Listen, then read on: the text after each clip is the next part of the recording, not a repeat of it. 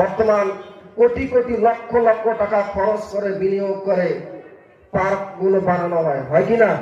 আমাদের পাশেই আছে একটা ভিন্ন জগৎ, আছে না নাই? সুন্দর করে বানানো হয়েছে। কেন বানানো হয়েছে? মানুষজন সেখানে যাবে, দেখবে, আল্লাহর শুকর আদায় করবে, ঠিক কিনা? কিন্তু সেখানের পরিবেশগুলো এমন হয়ে গেছে, কোন সন্তান তার মাকে নিয়ে যাইতে পারে না। পারে? কোন সন্তান যদি চায় আমি আমার বাবাকে নিয়ে একদিন ভিন্ন জগৎ দেখতে যাব, ঘুরতে যাব, ওই সন্তান তার বাবাকে নিয়ে ওই ভিন্ন জগৎ পার্কে যাইতে পারবে না।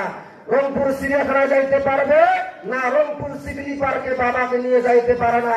যেই পার্কে বাবাকে নিয়ে যাওয়া যায় না, যেই পার্কে মাকে নিয়ে যাওয়া যায় না, যেই পার্কে বোনকে নিয়ে যাওয়া যায় না, এই সমস্ত পার্ক আমরা চাই না, চাই না, চাই না। যে সমস্ত পার্কের কারণে আমাদের বোনেরা ধর্ষিত হয়, আমাদের ভাইয়েরা ধর্ষক হয়, এই সমস্ত পার্ক খুলে দেওয়া হয়েছে জাহান্নামের রাস্তা সহজ করার জন্য, ঠিক কিনা? ঠিক কিনা?